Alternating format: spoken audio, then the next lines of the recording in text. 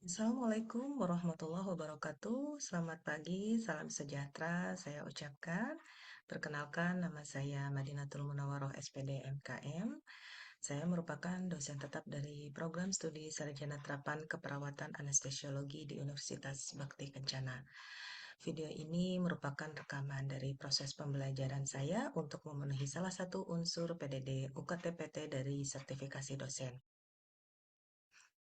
Adapun mata kuliah unggulan yang saya ampu dan akan saya sampaikan pada kali ini yaitu tentang asuhan keperawatan anestesiologi pada manajemen nyeri. Dengan latar belakang pendidikan saya yaitu S2 Kesehatan Masyarakat dan peminatan kesehatan reproduksi, saya membawa perspektif makro dalam mata kuliah ini. Saya selalu menekankan kepada mahasiswa bahwa mata kuliah ini tidak hanya berfokus pada urusan klinis farmakologis di meja operasi, namun mengutamakan quality of care, ya, mutu pelayanan, dan juga pasien safety di komunitas. Materi pembelajaran hari ini berfokus pada penilaian skala nyeri pada pasien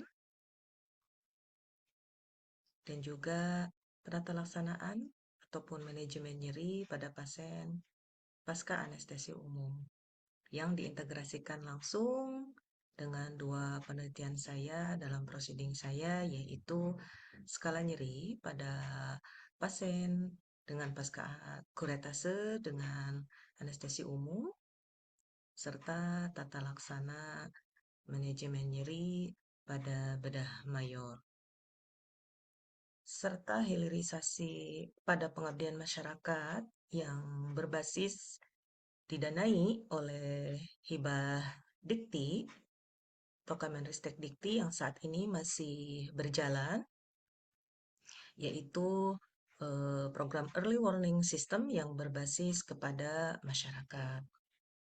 Adapun metode pada pembelajaran ini yaitu case-based method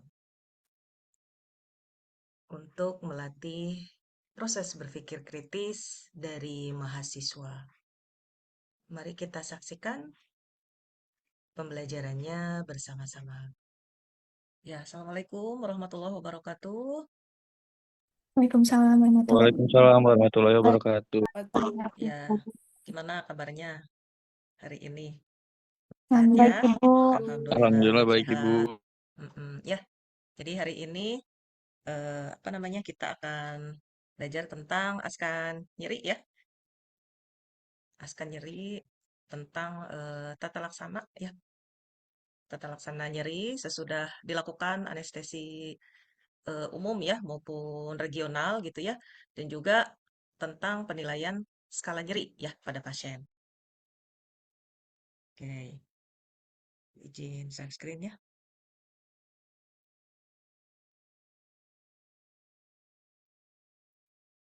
Sudah terlihat ya?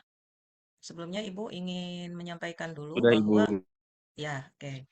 Akan menyampaikan dulu hasil proceeding Ibu ya, yang sudah dipublikasi di proceeding ini ya, tentang gambaran tata laksana pengurangan rasa nyeri pasien pasca operasi bedah mayor dengan anestesi umum ya. Jadi kita jangan lupa ya bahwa tata laksana memang kalau anestesi umum itu ya untuk nyerinya itu memang lebih ke farmakologis ya.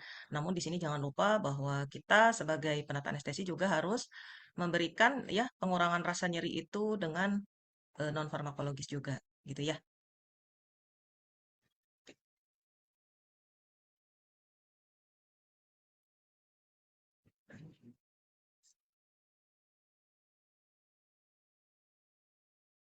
Ya, karena kenapa? Karena kita apa namanya bukan dokter ya, bukan dokter SPAN, sehingga tetap kita harus memberikan penata laksanaannya itu asuhannya gitu ya, asuhan menurut penata anestesi atau perawat anestesi gitu ya.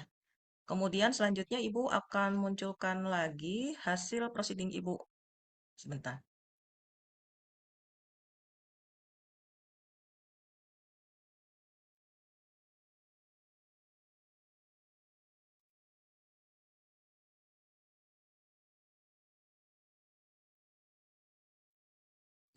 Proceeding Ibu yang kedua yaitu tentang penilaian skala nyeri ya pada pasien kuretase pasca anestesi umum dengan analgetik supositoria ya. Kebetulan di sini di RSUD Kota Bandung ya.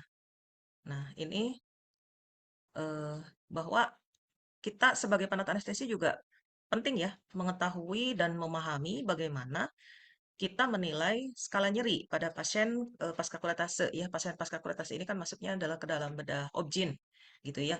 Nah, ini efektivitas analgetik supositoria ini memang sangat baik ya gitu untuk menurunkan skala nyeri karena yang kita semua tahu bahwa memang skala nyeri pada pasien apa post op dengan dilakukan pembedahan pada objin gitu ya, itu skala nyerinya memang dari mulai sedang sampai berat gitu ya. Baik itu menggunakan penilaian nyeri menggunakan skalanya itu FAS ataupun NRS. Nah, untuk lebih jelasnya lagi tentang penilaian skala nyeri nanti kita masuk ke slide selanjutnya gitu ya. Nah, hasil penelitian ini ya bahwa memang terjadi penurunan gitu ya setelah diberikan analgetik menggunakan supositoria gitu ya melalui supositoria. Oke ya, jadi apa saja sih tata laksana nyeri ya, manajemen nyeri sesudah dilakukan operasi ya, baik itu anestesi umum maupun regional ya, gitu ya. Jadi bahwa eh, penilaian nyeri ini nggak semuanya sama ya, terutama kita kelompokkan ada kasus pediatri dan juga apa penyebab dari nyerinya gitu ya. Kemudian sehingga intervensinya itu dan efektivitasnya bisa dinilai. Ini Ibu ulas ya yang tentang bagaimana bisa nyeri itu nyeri akut ya muncul ya. Kenapa nyeri akut disebutnya? Karena kalau pasca pembedahan itu adalah nyeri akut. Sampai di sini ada yang mau ditanyakan dulu ya tentang kasus apa namanya yang tadi proceeding Ibu, ada yang mau ditanyakan? Belum, Ibu. Belum. Oke. Nah, ini kita masuk dulu ke pas skala nyeri ya. Ini penanganan nyeri. Sebentar.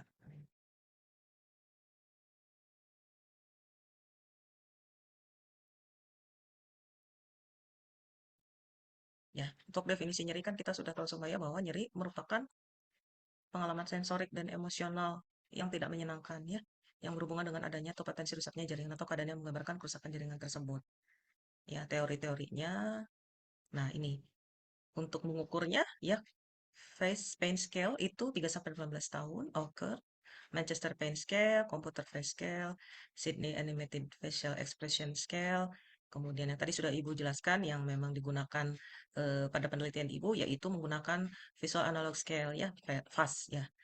Kemudian ada juga Numeric Rating Scale ya.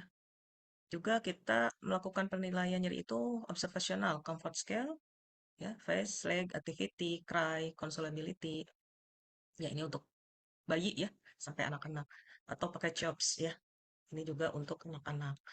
Nah, ini yang penilaian menggunakan FAS. Jadi nanti pasien suruh menunjukkan nih ya ekspresi dia mana yang merasakan dia sangat sakitnya gitu ya. Ini sangat sakit ini 10. Jadi dia menunjukkan ya pasiennya nunjukin nih karena kita memperlihatkan ada ekspresi wajahnya. Nah, kalau NRS ini lebih dari 3 tahun ya. Pasien dewasa lebih dari 3 tahun yang dapat digunakan yang dapat menggunakan untuk melambangkan intensitas nyeri, jadi menggunakan angka ya. Hampir sama seperti FAS ya. Kemudian ditanya mengenai intensitas nyeri yang dirasakan ya dan dilambangkan dengan angka antara 0 sampai 10. Ya, ini Wong Baker. Nanti ditunjuk juga ya mana apa yang dia rasakan ya.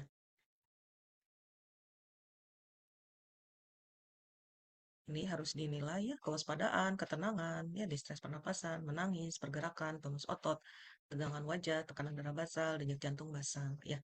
Jadi nyeri pasca operasi ini merupakan penyebab tersering pada nyeri akut yang disebabkan oleh prosedur pembedahan atau keadaan patologis penyakit pasien.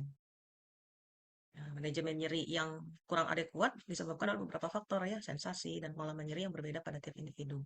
Tidak dilakukan evaluasi nyeri, kurangnya dokumentasi dan penelusuran sistematis, kemudian kurangnya interaksi antara pasien dengan tenaga medis dan perilaku negatif terhadap penggunaan analgetik.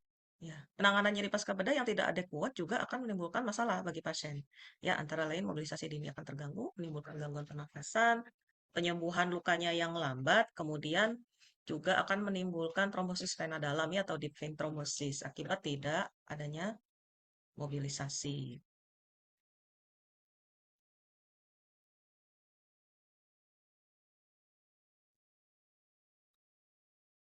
Oke. Kemudian apa saja yang bisa mempengaruhi kualitas, intensitas, dan lamanya nyeri pasca bedah ya? Ini tergantung juga dari lokasi operasi ya, kemudian jenis operasinya ya, operasi mayor, lamanya operasi, serta berapa besar kerusakan akibat operasi tersebut. Kemudian persiapan operasi baik psikologi, fisik, dan farmakologi dari penderita oleh anggota tim pembedahan. Ya, dengan kata lain disebut pelaksanaan perioperatif dan premedikasi. Kemudian banyak komplikasi yang erat hubungannya dengan pembedahan. Juga pengelolaan anestesi, ya baik sebelum, selama, maupun sesudah pembedahan. Terus juga kualitas dari perawatan pasca bedah ya. Jenis kelamin perempuan juga disebutkan bahwa lebih cepat merasakan nyeri ya. Pengalaman pembedahan sebelumnya ya, bila dibedah di tempat yang sama gitu ya, rasa nyeri tidak sehebat nyeri pembedahan sebelumnya. Keadaan psikologis dari penderita atau dari pasien juga harus kita apa namanya perhatikan gitu ya. Nah, ini pembedahan yang letaknya superficial ya, itu nyeri hebat itu 5-15%. Nyeri sedang 30-50% dari penderita, nyeri yang ringan atau tanpa nyeri 50%, di mana penderita tidak memerlukan analgetik narkotik ya. Kemudian kalau dilihat dari segi pasien gitu ya, bahwa timbulnya dan beratnya rasa nyeri pasca bedah juga sangat dipengaruhi fisik, psikis atau emosi ya, karakter individu dan sosiokultural maupun pengalaman masa lalu terhadap rasa nyeri. Derajat kecemasan penderita prabedah dan pasca bedah juga mempunyai peranan penting ya. Penderita yang masuk rumah sakit akan timbul reaksi cemas atau stres karena keadaan ini akan membentuk prakondisi nyeri pasca bedah. Ya, ini masuknya dalam hospital stress. Ya, sehingga penderita kalau sudah mengalami hospital stress yang tinggi, cenderung mengalami nyeri yang lebih hebat daripada golongan hospital stress rendah. Saat ini Ibu juga sedang ini sih ya melakukan penelitian ya masih berjalan itu tentang intervensi ya non farmakologi untuk mengatasi ini ya supaya nggak terjadi hospital stress gitu ya dengan apa mengatasi rasa cemas pasien yang akan dilakukan SC ya gitu dengan teknik non farmakologi gitu. Nah, ini faktor-faktor menyebabkan hospital stress ya, rasa tidak bersahabat di sekelilingnya. Ada yang pernah dioperasi kalian? Ada yang pernah dibedah nggak? Ada yang pernah dibedah nggak?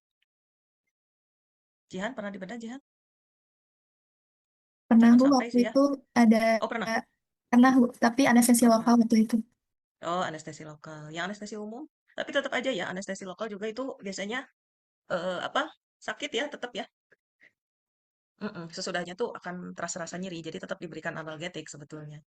Nanti pulang ke rumah, malam-malam tuh biasanya sakit dulu ibu juga gitu. Pernah dioperasi meskipun anestesinya lokal tetap sakit gitu, tetap kita dikasih obat anti nyeri gitu ya. Waktu dulu dikasih obat anti nyeri apa? Asam nefenamat.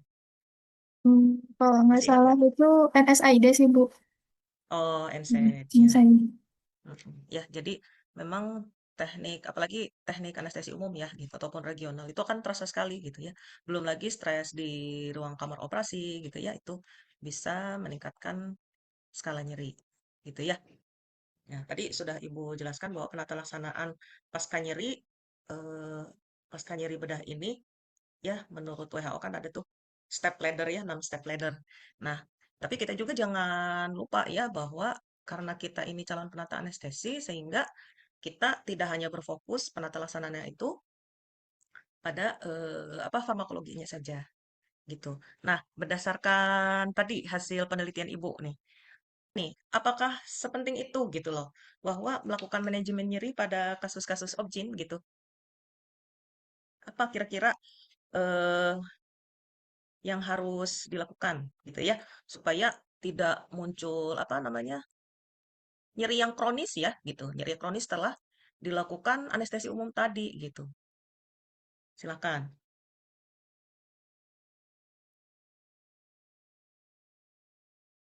Ibu izin sebelumnya izin menjawab Andika. Ya, Eh, boleh Dika. Mungkin Ibu eh, asesmen ulang lokasi nyeri secara komprehensif serta Mm-mm. memeriksa kepatuhan SOP pemberian analgesik sesuai instruksi dokter dan melakukan teknik non farmakologis seperti ini Bu. Non farmakologisnya relaksasi napas dalam itu untuk Mm-mm. mengurangi cemasnya pasien Ibu. Mungkin Ya, cukup Ibu. ya, terima kasih. Ada lagi, Jihan mungkin? Mungkin apa namanya untuk sambil tadi kan udah ya teorinya sudah disampaikan. Sambungannya mungkin Jihan, Ya, Bu, mungkin tambahannya. menambahkan juga untuk Hmm. terapi non-farmakologisnya itu ada teknik distraksi dan juga terapi zikir Mm-mm. pada pasien. Jadi untuk lebih Ya, mengurangi kecemasan pasien juga. iya. Ya karena memang itu juga sudah ada bukti ilmiahnya ya dan juga hasil riset yang dilakukan oleh peneliti lain gitu ya. Terima kasih banyak Dika dan Jihan ya yang telah menjawab ya. Ya karena tadi ada di slide juga ya bahwa nyeri pasien itu ya pasca operasi bisa meningkat kalau sebelumnya dia sudah mengalami kecemasan gitu ya, hospital stressnya tadi gitu. Sehingga kita juga harus melakukan ini pengurangan rasa cemas gitu ya pada pasien yang akan dilakukan operasi ya terutama apalagi operasi-operasi objin ya. Objin itu tetap juga dia masuknya dalam kategori bedah mayor gitu ya. Nah, sebagai penutup perkuliahan ini ya, bahwa Ibu ingin menekankan kembali ya, bahwa untuk masyarakat juga ya, gitu ya, untuk masyarakat juga kita harus apa namanya, harus juga memberikan edukasi gitu ya.